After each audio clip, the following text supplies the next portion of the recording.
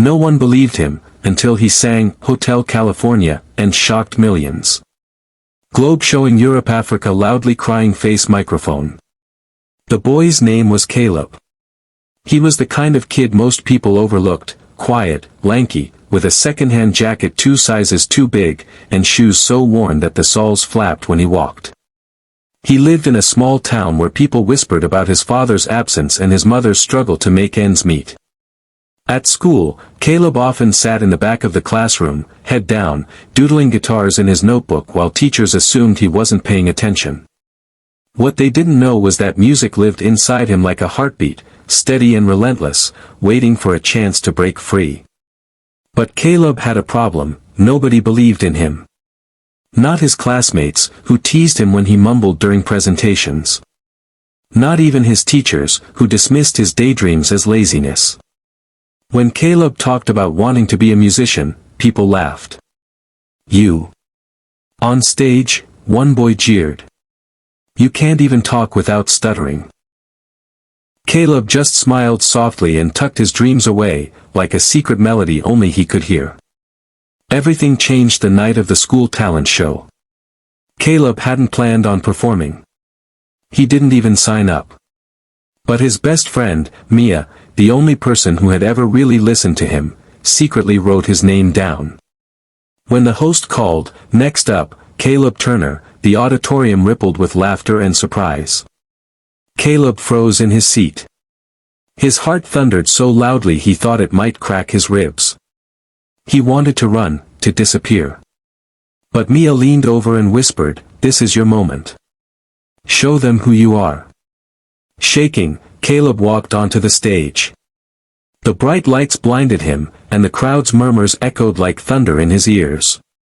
His hands trembled as he adjusted the microphone. For a moment, it seemed like he might faint. Then he took a deep breath, picked up the old, battered guitar his mom had found at a yard sale, and began to strum the opening chords of Hotel California. The first notes silenced the room. By the time Caleb opened his mouth, the world seemed to stop. His voice was raw yet hauntingly beautiful, the kind of sound that made people's chests ache with emotions they didn't know they'd buried. Every word carried the weight of his loneliness, every note was a confession of dreams no one believed in. Students who once mocked him sat frozen, jaws slack. Teachers leaned forward in their chairs. Even the janitor in the back of the hall stopped sweeping to listen. And then something magical happened. As Caleb sang the famous chorus, phones started to rise, recording. Someone whispered, "He's incredible." Another said, "I never knew." By the time he strummed the last chord, the auditorium exploded, not in laughter, but in applause so thunderous it shook the walls. Caleb stood stunned, tears welling in his eyes. For the first time, the voices around him weren't ridiculing or doubting, they were cheering. Believing. That one performance didn't just end with claps. The videos of Caleb's songs spread beyond the school, beyond the town, and into the world. Within days, millions had seen the quiet boy with the second-hand jacket pour his soul into Hotel California. Comment sections filled with strangers writing, "I felt this in my bones," and "This kid has a gift, protect him at all costs." For the first time in his life, Caleb wasn't invisible. He was seen, heard, and celebrated. But the real transformation didn't happen online, it happened at home. That night, when Caleb returned to their tiny apartment, his mother was waiting. She had watched the video someone uploaded, tears streaking her cheeks. "Your father used to sing that song," she whispered, pulling him into her arms. "And now I see, he left me a part of him through you."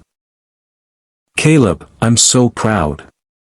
For Caleb, those words meant more than any applause. In the weeks that followed, the same classmates who once mocked him now asked for guitar lessons. Teachers who once dismissed him began encouraging his talent. Even strangers donated to help buy him a new guitar. Yet through it all, Caleb stayed the same, humble, gentle, kind.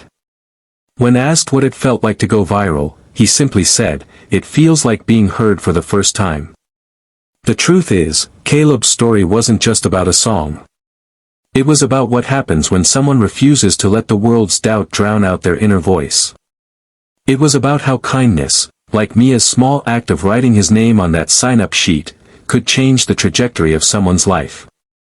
And it was about the universal hunger we all share, the need to be seen, to be believed in, to have someone say, yes, you matter.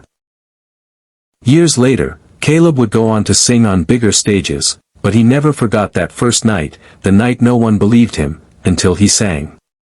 Because sometimes, it only takes one voice, one song, to remind the world of something we all too often forget, that hidden inside the quietest, most overlooked souls may be the music that can move us all.